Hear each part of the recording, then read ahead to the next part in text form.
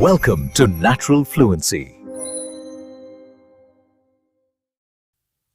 When you want to change your English pronunciation, what do you usually practice first? Most people start with consonants. But today I'm going in the opposite direction. We're starting with vowels. Hi everyone. In the last video, we built the engine of English stress using abdominal pressure and back of tongue positioning.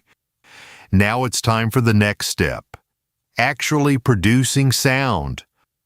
But why start with vowels instead of consonants? Most people think consonants are easier to learn first. You can see where the lips close, where the tongue tip touches. They seem easier to explain and easier to copy. But when you actually speak, the priorities are different. Consonants block the airflow, shape it, or release it. Vowels create that flow itself. And in a language like English, where stress and rhythm matter so much, your body needs to learn the flow of sound first. At the center of that flow are vowels. English is a stress-timed language. Key syllables carry strong stress, while the rest shrink and rush past. Lip shape alone doesn't create that rhythm. It takes abdominal pressure, airflow, and the air path inside the mouth, all working together. And what turns that flow into actual sound? The vowel. So if you want to truly change your English pronunciation, start with vowels. They come before consonants, not after. Put simply, consonants change the flow. Vowels are the flow. When the flow is alive, consonants land on it naturally. But before we start working on vowels, we need to get the tongue and jaw into the right starting position. Many speakers of syllable-based languages unconsciously start each sound with the tip of the tongue slightly raised. That's a natural habit in those languages. It helps cut off final sounds quickly and makes each syllable sound clear and separate. But that's not the best starting point for producing English stress. In English, the tongue and jaw need to already be set in a different position before the sound even begins. Let's get into the basic setup. First, place the tip of your tongue lightly behind your lower front teeth. Don't press. Just let it rest there. Then lower your jaw slightly so that there's about enough space for one finger between your upper and lower teeth. Why is this position important? Because with the tongue and jaw set like this, the back and sides of the tongue naturally settle into a position that supports English stress. In other words, this is not a position for just one sound. It's the default ready position for English pronunciation, the position you launch any vowel from. Let's feel this for real. Follow along with me. First, lower your jaw slightly, about enough space to fit one finger between your upper and lower teeth. Keep the tip of your tongue behind your lower front teeth. Next, lift both sides of the back of your tongue slightly so they rest gently against the inside of your upper molars. Don't press hard. Light contact is enough. Stay there for a moment. Feel it. You should notice the back of your tongue sitting naturally deep inside the mouth. That is the ready position for English pronunciation. It shouldn't feel like you're forcing a shape. It should feel like the pathway is already set, so English sound can flow out easily. With this setup in place, switching vowels, adding consonants, and placing stress all become faster and more stable. From the ready position, as the sound begins, the side edges of the back of the tongue briefly press against the inside of the upper molars. Then, as that pressure is released and the tongue drops slightly, the sound comes out. So if you want natural English flow and rhythm, the tongue can't start from zero every time. It needs a stable reference point, and the ready position we build today is exactly that starting point.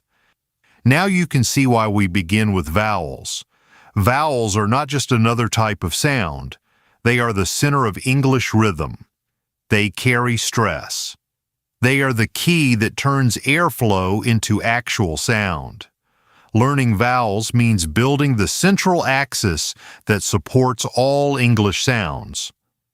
That's why in this series we'll train a small group of core vowels physically and then expand from there into the rest. Here's the learning order. First, the core vowels. These are the key vowels that form the base of English stress pronunciation. Second, the extended vowels. These grow out of the core vowels with small adjustments. Third, the diphthongs. These are sounds where two vowels move quickly together. Fourth, the R-colored vowels. These are especially important in American English. Why go step by step? Because real speech doesn't work by isolated memorization. It builds outward from a base, and that's exactly how we'll train. One more thing, pronunciation symbols. Once you start learning vowels, you see IPA symbols, and for many learners, that's where the overwhelm hits. Dictionaries use slightly different markings. British and American systems don't always match, and the details pile up fast. Before you know it, it feels like a wall. But that level of complexity doesn't actually help you learn. So in this series, I'll use IPA as a reference, but in a simplified form. We'll focus only on the distinctions that actually matter for hearing and producing the sounds. The principle is simple. If two sounds genuinely need to be told apart, we'll keep them separate. If they naturally merge in real speech, we won't force an artificial split. That way you focus on sound, not symbols. Let me show you what this looks like in practice. Take a look at the screen. Sounds like these pairs are clearly different, so we'll keep those distinctions clear. But for pairs like these, where treating them as one group is more efficient early on, we'll simplify them into a single working standard.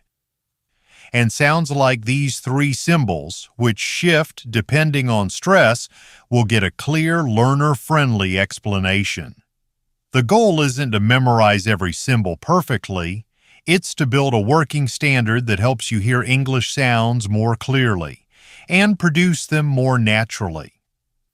The first core vowels we will work on are these 6 vowels. These 6 cover nearly the full range of tongue, jaw, and lip movement you need for English stress. Master these 6, and every other vowel becomes easier, because you'll be expanding from a solid base. At this point, you might be thinking, all this preparation just to start pronunciation?